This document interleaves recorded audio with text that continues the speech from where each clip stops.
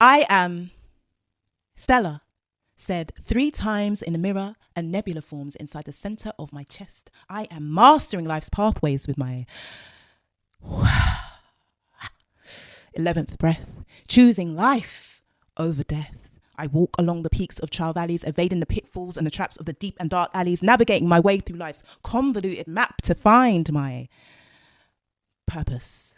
A constant star that shines even when sleeping, my conscience keeping me woke. I stay high above the rest, kept elevated by consistently winning life's test. To be any other way is to digress into less of the best, a mess I refuse to digest. Instead, I will let my power manifest. Yes.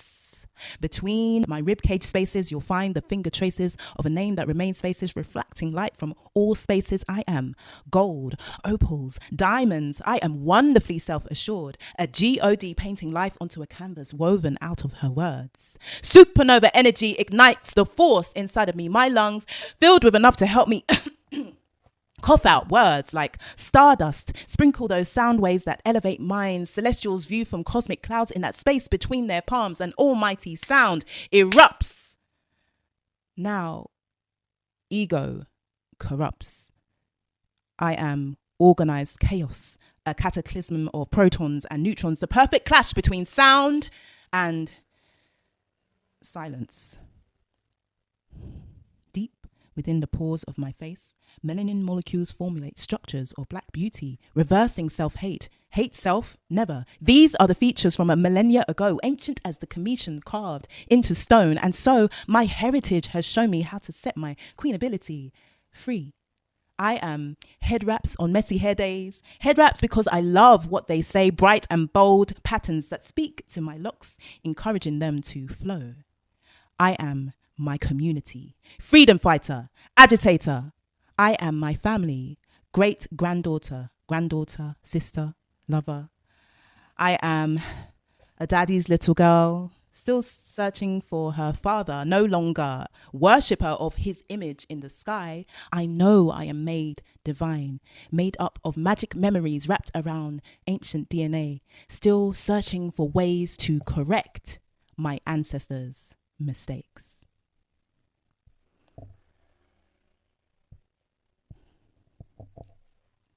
It's Malcolm X's birthday on May 19th. Omawale Malcolm X. Baba Omawale Malcolm X, one of the greatest leaders of the 20th century. One of the greatest leaders, period, of the 20th century. So we give thanks.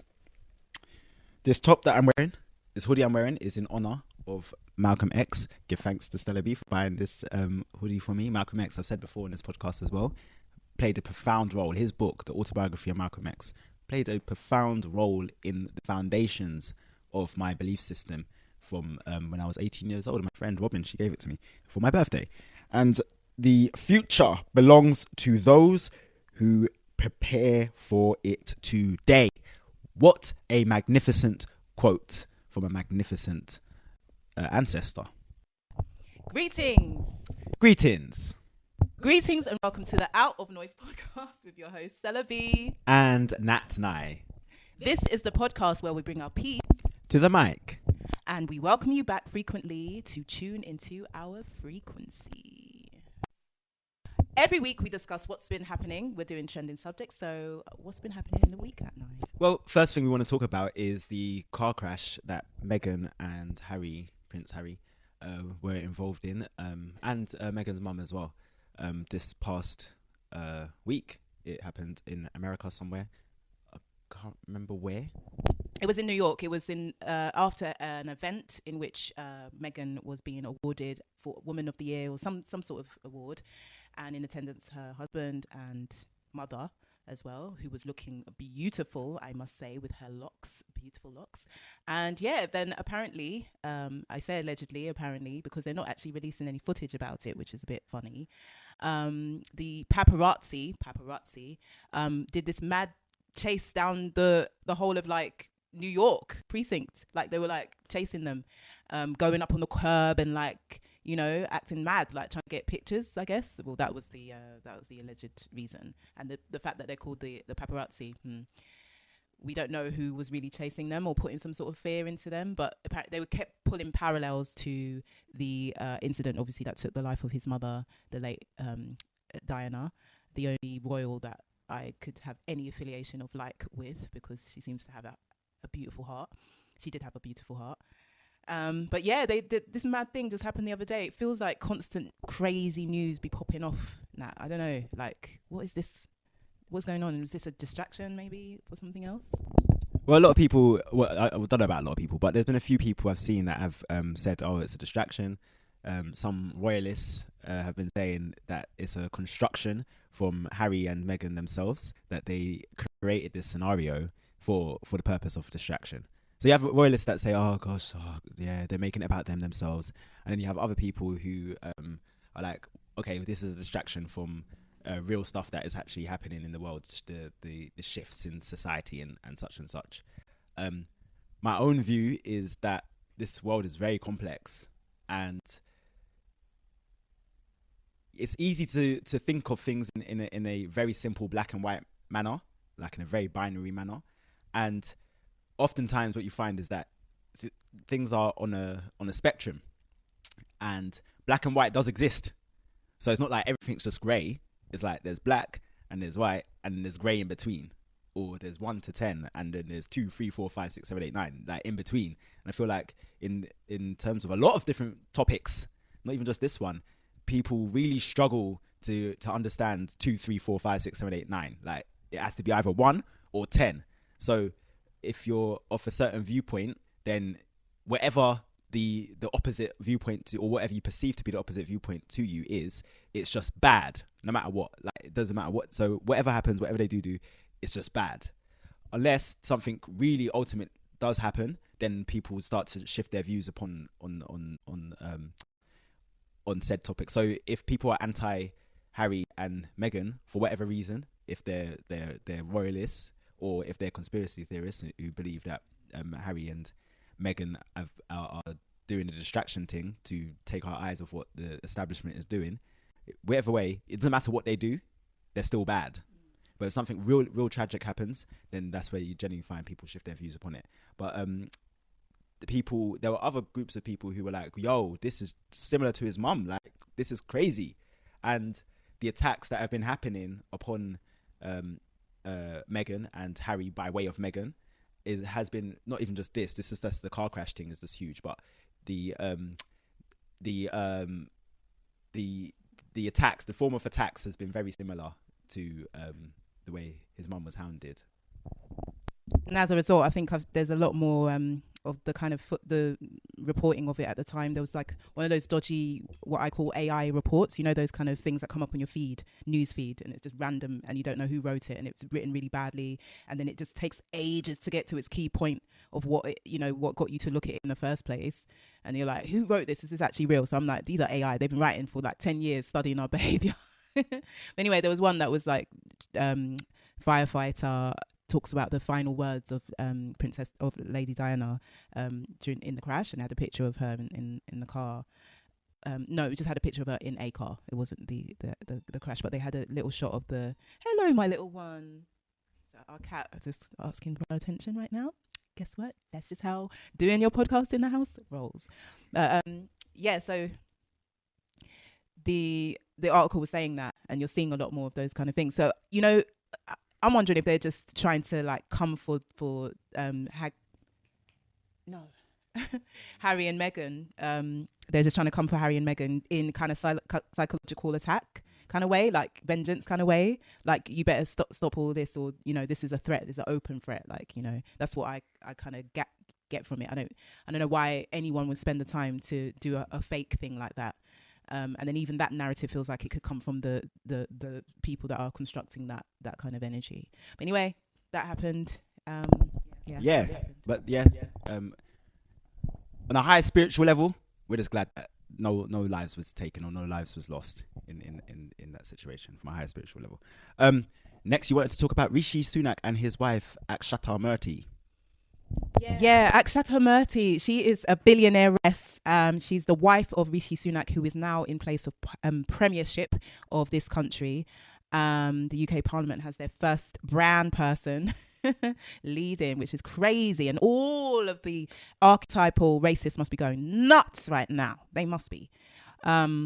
So she is has accompanied her husband to the G7 summit. The G7 summit is held in Japan this year.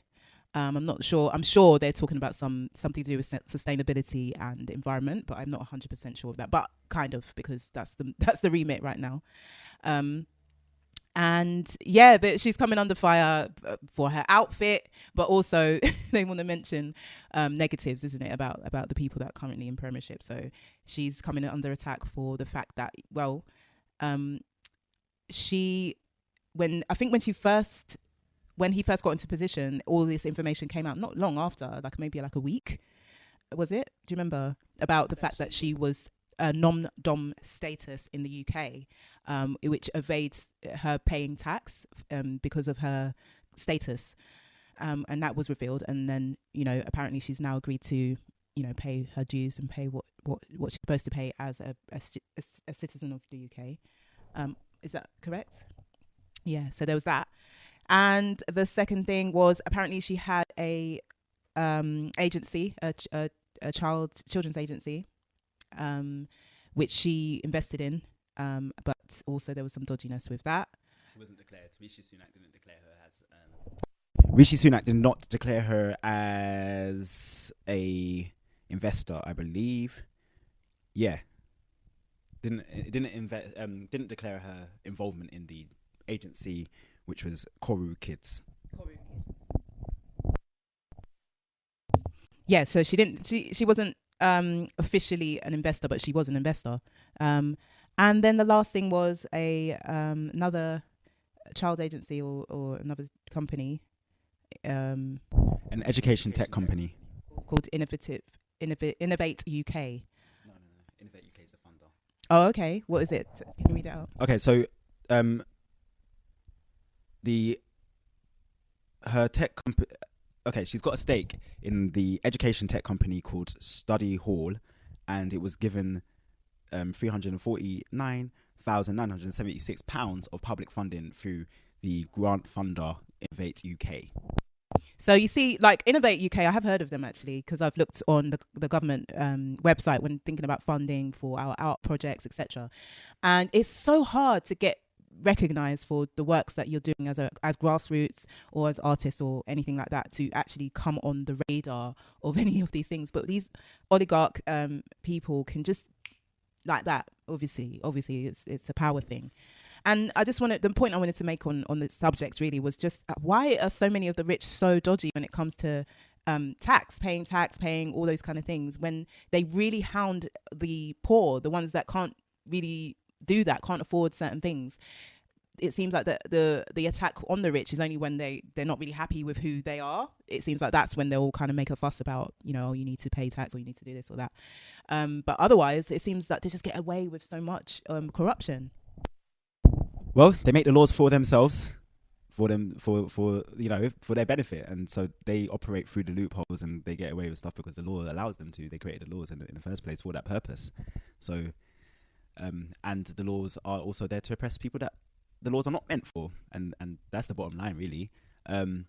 Rishi Sunak, before he became prime minister, unelected, he had that speech in that Conservative Party. Remember, we recall in one of our previous episodes that we spoke on this. Basically, he did the reverse Robin Hood thing. So we steal from the poor and we give to the rich. That's how they operate. Yeah, they do. So what's next? Let's talk about something else. AI. So Google have released Bard properly, officially. They had a Apple-esque type of conference where it wasn't just Bard they spoke about. There were all kinds of AI functions to do with Google search, to do with art generation. My mind has actually gone blank. They covered a whole different areas though. Do you remember what other areas they covered? Well, it can do a range of things. So they did cover a range of things that it can do. So yeah, like you said, the search capabilities of finding out information, but also generative art, which is the other big feature of AI. it can separate the image that it makes. It can show you the root of where your image is, your final new image comes from. And it said something about its data bank of things like that is massive. It can do everything, really. They're talking about, research science. They're talking about a whole range of things. But the point being of mentioning this is the black community. I'm wondering how we're receiving all of this, how we're downloading all of this new change and shift in technology, and are we really prepared for it, or are we in fear of it? And if we are in fear of it, we need to kind of address that and not be so fearful of a tool, something that should be a tool for us and not a weapon against us. But we've got to learn it and start mastering it right away. So that was the angle I was kind of coming at. But let us know, what are your kind of thoughts about AI, like what you've heard about it, what you've read about it. I'm sure you've seen there was a this week gone a meeting in Congress in the US addressing ChatGPT, and the head of ChatGPT was there having to kind of explain what the potential risk factors of AI are and how they're implementing laws and things like that. So those things also affect how we're going to be able to access and use these things. So it's important to be on the button with it, and it's important to kind of dive in at this early stage before they start putting the legislation in place, so that prevents the average person kind of accessing the tool. It's a tool. Yeah, I mean, the other thing was that emails is going to, like, Google Mail and all, is going to be all utilizing for AI, so it will help you with your emails and such. The difference between Bard and ChatGPT, they're basically rivals, right? Is that ChatGPT is knowledge base as it currently stands. I mean, actually, do you know what? I think they were meant to make an update this week. It's Friday now, so we'll see. Maybe they have released something today. But as far as we know, the knowledge base goes up to 2021. Whereas Bard is current. It's tied in with the internet.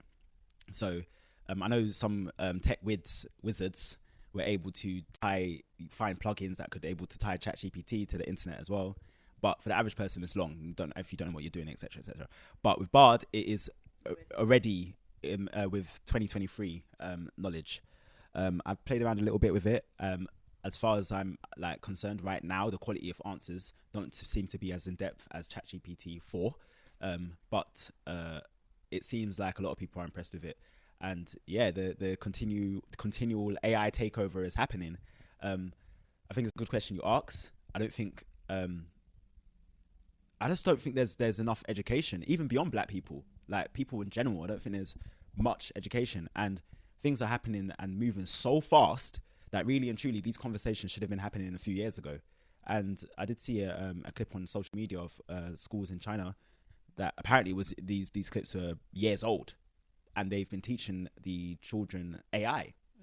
The children here have not been taught AI. As far as I'm aware, the more progressive schools have been teaching coding. But as we've been learning over the last few months, that coders have been at risk at their jobs. When we're seeing these big layoffs from the tech companies, it's coders that they're laying off. And really and truly, the education system should have been on it in terms of AI. And in fact, everybody who is a part of this society should be educated about what's happening with AI. But instead, you're kind of left to find out stuff yourself. It's your own responsibility type thing. But society is going to it's not going to. It is changing at a rapid rate. And I think one of the quotes from the Google conference was they've managed to, and this number as well, like, how do you even work this out? But basically 400 million years? Yeah. 400 million years. Say? Now up to 400 million, yeah. Okay, so 400 million years of progress has been achieved in how long? It was a crazy short space of time, right? Yeah, so basically what they were saying is that 400 million years of progress, how they worked that out, I don't know. Like, that's just a number that seems to be plucked out. But anyway, a very long time, like, of progress has been able to be done in an extremely short space of time. So if I can find the exact quote, I'll put it. But like, basically in a couple of months, essentially, they have managed to achieve so much. So if it's moving at that rate, that extreme rate, and even if that is a hyperbole, the fact of the matter is a lot of jobs are going to be taken up. This is the digital revolution. Much like the industrial revolution ate up a lot of jobs at that time, we're now in a time where a lot of jobs will be eaten up currently. And so society will shift. There is some people do believe that there will be more jobs created. So there will be jobs that essentially a job replacement. So, what will definitely be the case is that you'll be working with AI a lot. And so on a practical level, in terms of like using it and such, it can increase your productivity hugely. And you can now focus on what's most important, a part of your work, or if you're an entrepreneur, your business, or if you're an artist, you can more focus on your art and let the AI do the mundane admin stuff that is just niggly and it's annoying, and it takes up your time unnecessarily, and you can focus on more important things. And I feel we are at I've said this before, but it's like a fork in the road type situation, or a split in society that is happening, one that is leading towards dystopia and an opportunity to lead towards utopia. So if we focus more on the utopia way, basically what AI can enable is more freedom and more time to focus on what's really important in this world. I'm of the belief that a lot of jobs doesn't actually fulfill any purpose beyond the need to make money. So if you need a job or whatnot, you're doing a job for the sake of making money. That money may not be able to change your life, in fact, but it sustains your life, because we need, certainly in this country, you need money to eat. You don't have no money, you can't eat, you starve. So, and you need money to keep your housing going. So, being that those are the remit of this current society, my train of thought is just completely gone. The train is off the rails, but I'm going to try and get it back on track. Basically, being that be the remit of society, you give up on your dreams from a very young age. So a lot of people do. So when people get into secondary school in particular, and they hit the GCSE points, that point it's like, all right, you got to knuckle down, get serious, and start to think about what you want to do in terms of having a career path. That will then make you decide in terms of what you choose at college. And then from college, you're choosing, generally speaking, what you're going to do at university. A lot of these careers are not purpose-led. And I'm of the belief that human beings are here for a higher purpose. We're here to make this world a better place. How that happens is down to our gifts. Our gifts are normally tied into our dreams, our authentic dreams, that is. Not dreams that have been incepted into our mind, which means that basically you want to live a lavish life. You just be a consumer and to live an idea of a life that is quite vacuous, but it's materially wealthy. That's the kind of the dream of what people have in their mind. But what is your purpose? Is your purpose to heal people, for example? So if people are sick or people are injured, is your purpose to be a doctor? A doctor is a very useful role. It's very important. No one can argue otherwise. But when there is money as an incentive and status as an incentive, it can even poison those pure jobs. So if AI does do anything positive, then it can enable time for people to do things which are important. We can treat the planet better. We can have more time to focus on, okay, how can we make this world a more sustainable, more healthy world that is considerate of all beings in this world? How can we do that? We have more time to think about that. That should not be the responsibility of people who are not equipped to do so. And I feel like a lot of the population of the world, in fact, we leave it in the hands of people who are not capable or who don't want to, one of the two. And these are the people who are elected, generally speaking, who we have the expectation of, or big, huge major corporations who we don't vote for to have those spots. But we kind of, because they've got such power, we kind of let them do what they need to do, right? And then you have people who protest on the other side about the wickedness that they do inflict upon the planet.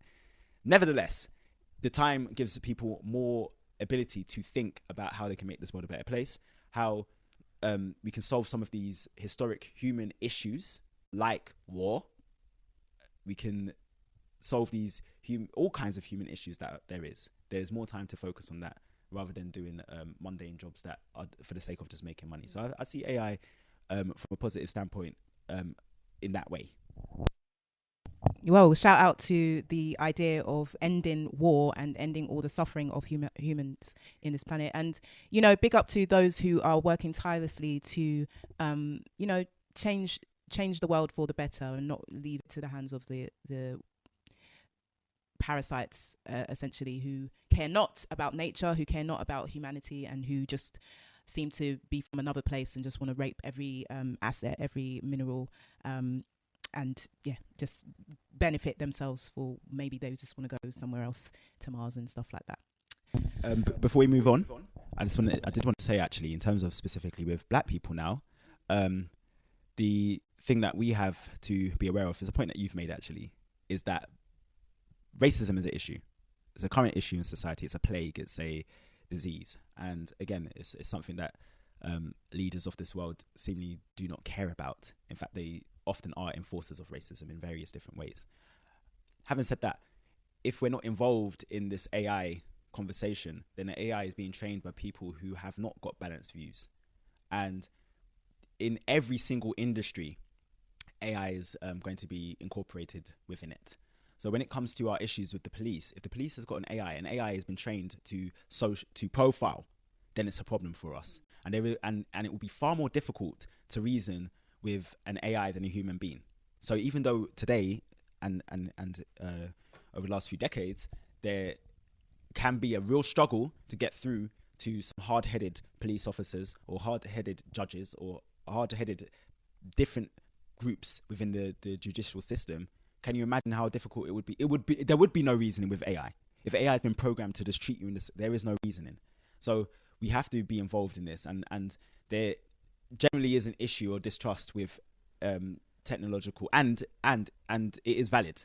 It's definitely valid. There is a mistrust with technological advancements because oftentimes they're used against us in various different ways. Like with social media, with the whole data collection and not having the transparency in terms of what they're doing with that data, giving us timelines and just learning about every single aspect of us as human beings and such. We want to be involved so that we can influence the AI in our way as well. Well, the problem is within the spaces where these things are being created, where we are there, but most of the peoples that are able to, verify this is a thing and it's ready for members of the public or companies to use, or like the police force to use cameras and face recognition, etc., is designed by white male minds. They're automatically racist. They automatically are working against other groups because their design technology is for the default, and the default is set to white supremacy or white insupremacy, as I like to call it. So that is what is already the original issue. We have to be in the spaces more of innovation in tech, and that's what I would encourage. If you have young children, if you are a teacher, if you're aspiring teacher, these are the kind of sectors to kind of think about. I know STEM is big in our communities, in grassroots. They are encouraging that, which is excellent. It's the kind of thing that we must have more of, because empowerment comes from knowledge, as Nat is saying. And when you are comfortable and confident in the technology as it expands, and if you're even innovative in creating new things that support humanity, then that is where the power can come into this new shift. Also, just wanted to mention, you talked about racism being a scourge and a disease. That's so accurate. There was a clip that we watched in the news, which was showing the recent report that came out, finding in Labour that the majority black members of parliament, so within Labour Party, are very unhappy with their the way that their complaints about racism has been managed or not managed. They have been ignored hugely and pushed aside for other groups. In fact, the most group looked at in terms of the complaints of racism over the last few years has been mostly the Jewish community's complaints. In fact, it was like there was a hierarchy, to use the word, of the complaints, and that has left black people very discouraged about their positions in parliament. They feel very much attacked a lot of the time, and they feel unsupported. That is the average black person in any UK role. I would argue in any Western societal role in terms of work from private sector to public sector. Racism is not fully handled or managed well by these large groups or any companies, really. They don't handle or manage it well. And since George Floyd, those kind of showy events of like managing racism and really, we care, has all gone out the window, because it was all about funding in the end. Most of the companies that were signing up to do diversity diversity training and training against racism specifically, they're all kind of not, well, for whatever results have come out of it, they're not really implementing the findings, and that's what this report was also revealing as well. So moving on from that, just want to talk about the last thing, which was our brothers, Fuse ODG and Mr. Hackett, who were recently attacked by the police. Yeah, that was in February actually, but he released the video. Fuse released the video, or that we saw it today. So either he released it yesterday or we saw it today, and it's tied in. Like, and you've mentioned George Floyd, and it's tied into that as well, because it was performative. Keir Starmer is an example of somebody that showcased a performative behaviour in terms of him saying, "I stand by," or "we stand by" the black communities of the UK and globally. Since then, his party has perpetuated racism against black people, and we are finding that the reports, I mean, how many reports? There's countless reports being done showcasing the things that we already know. Everybody knows there is a racist problem within society. Everyone knows that. And these, the gentleman, the elder, he was saying was that the report is one thing, to act upon the report is something else. And essentially, I feel like the report bits, or the aspects of reports, the thing with reports, it is meaningless. It's just a report just to say that we're showcasing some form of civility. These reports have been going on for years, or periodically over decades. In fact, there was another report saying, "Oh wow, oh my God, there's racism in this country." Like, nah. I think at a point it's time for us to stop playing the game, really and truly. Labour MPs, black Labour MPs, again, like, is your purpose being fulfilled in that position? If you're in it for status and for money, then, well, you do whatever you can do. But if you're in it to make the lives of your constituents better, which is what you're supposed to be doing, then I really do feel like you have to evaluate whether you're able to actually do that within a toxic party such as the Labour Party. Labour is toxic as hell. It's no different from the Conservatives as far as I'm concerned. People will point to percentages and differences. The one is showing you who they are, the other is friendlier to you so that they can stab you in your back. I despise Labour. I really do. Those type of individuals grate my soul. And as I'm speaking so strongly because our people have been deceived over decades with that particular party. The Conservatives have historically been seen as like the enemy, whereas Labour has been the ones that when it comes to election time, you're going to find black people going to go support. Why? What for? The lesser of two evils is still evil. I'd rather not be around evil. So I just think that there needs to be an evaluation of that. And in connection, you just said about Fuse and Mr. Hackett, like, basically, this is what we go through. This is exactly what we go through. George Floyd happened. There was a whole big outcry in terms of black people speaking out. There was a whole showcase of all these different major corporations and governments pretending to hold our hands, doing what Labour does. Hold our hands, pretending to hold our hands and care. This is what they did, and nothing's changed. 3 years later, nothing's changed. Fuse ODG happens to be a person of high status society. He's a very successful, multi-platinum, achieving artist. He's done a lot of great works to improve society. He has done, but when it's all said and done, he's still a black man in a nice car, and a black man in a nice car must be a drug dealer, must be roughed up, must be treated in a foul fashion. That's just the way it is. And what are the psychological effects that come from A, being physically abused, B, being profiled, racially profiled, being insulted and disrespected in various different ways? What is the psychological effects the next time you see a police officer? What is the psychological effects of knowing that you can't even have money is not the answer of your way out? Because when you get money and you want to get yourself nice stuff, you're still going to be harassed. Maybe it's like, yo, if I'm poor, they harass and attack me. If I'm wealthy, they harass and attack me. Money is seemingly not the answer. Jay-Z had that song, Still N, right? And it applies. And Fuse, unfortunately, is another example of that. But big up to them for their perseverance and for their strength and their desire to keep on improving society and improving the black community with Sonar, which is this app.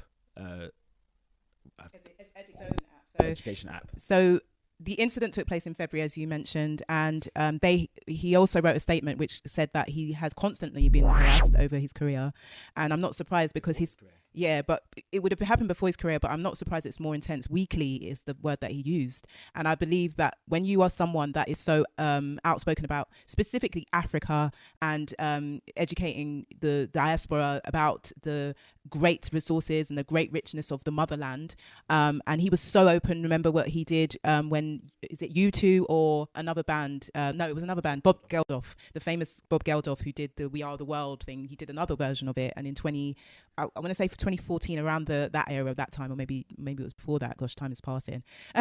He was invited. Fuse was invited to perform there, but the narrative was being spun that was like the one that we grew up with, which is that, you know, Africa, poverty, this, that, and he wasn't having it. You know, he's created the This Is New Africa, so it doesn't shock or astound me that he is being targeted by the UK police. And you know, it doesn't shock or astound me that this one that he finally released, he even said he didn't want to. He had to think long and hard about it, where they're falsely accusing him. They have this car is stationary. They have walked by and targeted this guy. That means they've looked at his license plate and decided, yes, you know, we're gonna do the harassment thing, and they know they're not gonna fully arrest him, but the harassment itself, as you were saying, is the trauma that they want to put upon him. So you know, this world, as beautiful and blessed as it is, there are a lot of entities that have just got to go by now, because they're just full of venom. They're willing to kind of operate like minions.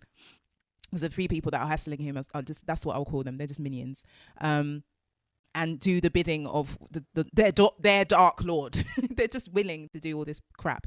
And racism, as you said, is the disease that actually fuels all of that. But shout out to Fuse ODG. Shout out to Mr. Hackett for this powerful and amazing educational tool. It's an app you can download on your phone. You can look it up online right now. SONA, which stands for... I was putting it to you.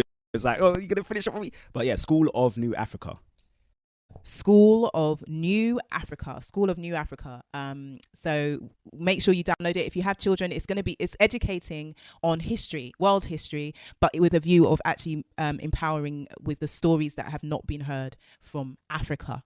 You know, in school, till this day, they do not educate people about world history. They educate people about the West history only. But there are diaspora from parts of the world in like Africa that need to know the great contribution, and more than contribution, the birthplace of the world in terms of civilization, when we talk about this current kind of way that we exist today.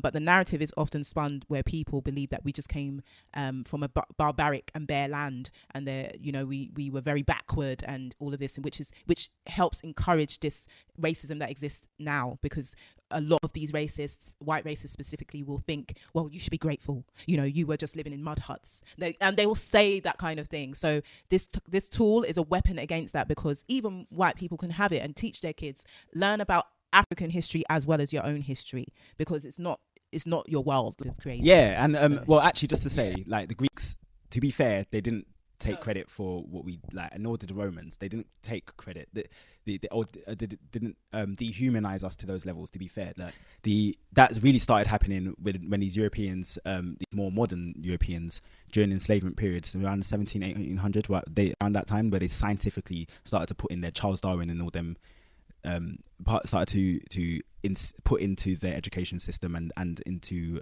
our education system, in terms of like, we have contributed nothing to society, to the world. And also they made a separation in terms of what you learn to between the north of Africa, which is indisputable, but it's also indisputable in the rest of Africa as well.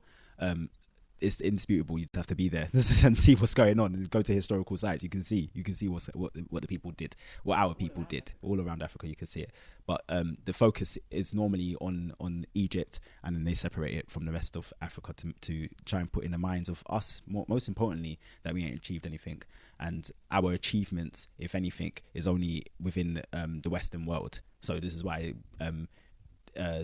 we're encouraged to go over the top and do front flips and back flips and such, when we become the first to do this, the first to do that, the first to do that. So the first black person to win this award, or the first black person, and you've got like a whole, like the first one is like the first, and then prior to that there's like 50 winners or whatnot, and 51 is the first black person, and we're always like, yay, oh my god, yeah, it's a change. It's never change. The real change is the truth, and the truth is out there.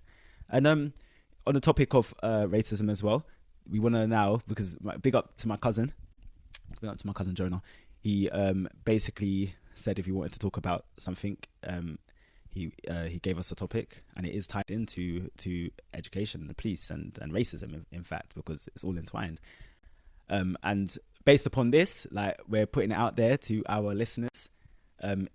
Please comment if you want us to discuss any topics in the future. We are open. This is Out of Noise. We bring our piece to the mic, and there isn't no topic off the table, is there, Stebby? Absolutely not. Anything you want to discuss, let us know, and we will endeavour to discuss it in the next episode. So please comment below. What are your thoughts about what we've been saying, and what are your actual desires in terms of what piece you want to bring? So my cousin, basically this is, so I've learned this when they had the child's coronation. I learned that basically the children of your cousin is considered your first cousin removed. I learned that the other day, so I thought, let me just say that. So my first cousin removed was at school, and he was imitating a monkey at another young black boy, and the school decided to suspend him for racism. And the issue with that is that, first of all, when there are so many examples of white children who are being racist to a black child, and a black child reacts, black child is normally the one who gets punished for it. And the way it's shaped, the narrative, the way it's shaped is that white boy wasn't being racist. There's an excuse. There's some sort of justification. There's misunderstanding, etc., etc. Children just being children, all that kind of stuff. With a black boy now, of course they find that, like, whatever way they can punish, they will punish, innit? And that's one of the issues that we have in the education system. Again, what is the psychological effects upon a young boy who is being told that he's being racist against his own people, essentially? What are the psychological effects of that? What should happen if he was misbehaving in a certain kind of way is being sat down and told why his behavior is not acceptable. That's what he should be told. But suspending him on the grounds of racism is extremely problematic from my standpoint. It's not healthy. It doesn't help him. It doesn't help the other child grow in this world. It causes another division and separation with him in himself, and confusion within himself and in his own mind. The school system, again, like with the police, and this is documented as well. The school to prison pipeline, that's very well documented, and the attitudes and the mindsets of teachers are very similar to police officers. Very, very similar. Re-education of the teachers as well as the police is definitely in order for there to be real change, and it can't be coming from people who are outside of the black community. The black community need to be able to be in a position to educate people who are in positions, in such powerful positions, over our children or over our people in general. It's been such a long problem of the within the education system in the UK, how racist it is and how racism perpetuates itself. As I don't know if anyone watching can recall that leak. There was this series of leaks that just kept happening 2012, I want to say, around those times, and there was a leak that came out, revealed so many teachers were part of the then called NFs. I know they have BNP and other national parties, so EDL, so many teachers were on that list. And what was deep about it was that those teachers are within the education system in London, where predominantly a lot of the people of colour exist. Teachers are essentially meant to be our second guides after our parents. So once we leave home, we're going to school, and school we're supposed to be learning to be upright citizens for society, learning and developing ways to interact with other human beings in more than tolerant ways, in a loving way, actually caring for others, empathizing, sharing the knowledge that we learn, and actually growing and developing society. So you start that in school. But if you've got people at the top of these places who are absolutely hating some of the children within the school and actually are there for a completely different purpose, so they're not trying to raise these children to be upright, they're raising them to have those same mentality that is so narrow, so backwards, and just does nothing for the development of the world, that it encourages that behavior within these young people's minds. They mostly when it comes to these kind of cases where one child is actually racist to another child, like when you have a white child or an Asian child who will say something derogative to a black child, there's so many scenarios where that happens. It's something they've heard from a parent, maybe they're watching it on YouTube, whatever. Nowadays it's just everywhere. It's insidious. It's getting more intense, and we're going to knock it out of the park. So you'll have, he's just being a child. He doesn't know what he's saying. Bless him, blah, blah, blah. And it's because those people that are saying those kind of things have the same opinion. So how it's like with the paedophiles who are the judges. How is a paedophile judge going to judge an actual paedophile correctly? How are they going to really bring justice to that person when they are the same? It's the same kind of idea. The racist teacher, or the head teacher who may be racist as well, is going to empathize with the person who has said that derogatory to the other child and just be like, let's just manage it, and blah blah blah blah blah. So that's what really irked me about that story with your cousin, because it's like I never ever hear the child that was saying the racist thing got suspended. It's very rare for me to hear that. Let me know otherwise. Maybe you've had a different experience. Let me know. Comment in below and let us know about these incidences. But for me, every time I hear about this incident of racism where one white small child has regurgitated what they've heard from their parents, and it's usually the basic stuff, or monkey, or you eat bananas, or this, that, those kind of typical stuff.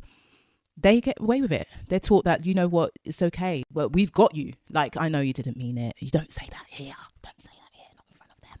They're teaching them that. So for this to happen, and it's like two black children just mucking around or whatever was actually happening, and then no one actually just says, you know what, these are the implications of what you said. This is in this the reality that has existed here and been constructed here. This is what that can feel like to the other child. You have to be careful. That's the time where that kind of leniency was needed. That I hear from other schools when it comes to actual racism. That's the time when it's needed, because you're meant to be saying to your first cousin removed. Hey, listen, like that's the European way. Really and truly, the African way. Yeah, the African way, because basically, he's your child. The African way is uncle. Yes, exactly. Yes, okay, uncle. Yes, auntie. exactly. Uncle. That's the African way. But your nephew. The European way, the actual official European way, is first cousin removed. But a lot of us don't know that. So it's like you think that your first cousin's child is your second cousin, when really and truly it's not that. It's still your first cousin. The second cousins would be like our children, and Jonah's children would be second cousins. Right. They would be second cousins. That's what is the misunderstanding in terms of the relationships. So yeah, we're teaching you about that kind of stuff as well. Well, they have to do that, and it was through the royalty that you learned that, because they be doing stuff with their cousin twice removed, first, second, and all that. That's why they have to map it out like that. Yeah, no, I always wondered. It's okay. He's once or twice or 50 times removed, or he's first removed. I just wondered. I was like, what is this removed business? What does that mean? Like, it frustrated me. And I was like, let me just look it up. And I was like, oh, okay, that's what it means. Like, your first cousin removed is basically the child of your first cousin. Your second cousin removed is the child of your second cousin. That's what it is. They be doing that Lannister stuff. Separate point, but yes, they do that. They do all that Lannister stuff. Like, they're on a separate point, but yeah. So, so that's my thoughts on it. I do think the education system is flawed. We need to think about how do we support our children as they come out of these institutions, and stop them being indoctrinated into a system that now wants slavery to the next level. Because if you think about it, the use for the workforce is changing as they're heading towards the AI, as we mentioned before. So supporting children is very, very important, and supporting our black children to know themselves, essentially, to know who they are, to know their roots, and to feel empowered. So when they will come across all of the unfortunate prongs, which are many of racism within those institutions, they know exactly how to handle it, how to even report it, and how to manage their feelings and emotions and the trauma that does come from that. When you know yourself, you're more likely to be able to maneuver your way through that sea of obstacles against you that tries to pull you down just on the basis of your heritage, which is a powerful heritage to have, to be honest. Absolutely. It's been a great informative show. We have enjoyed hosting the Out of Noise podcast, and we welcome you back next time to catch us again. Do like, share and subscribe this episode if you enjoyed, and do comment below. If you are able to, do buy us a coffee. We would greatly appreciate it. The link is in the description below, and that helps us with the resources needed to keep the information coming to you and to keep this our perspective as the power couple, the Pan-Africanists, to coming to you. And you can also purchase our merchandise. I'm wearing a hoodie today, but there are many you can check out on the link in the description below as well. So we give thanks, and we'll see you next time. Peace.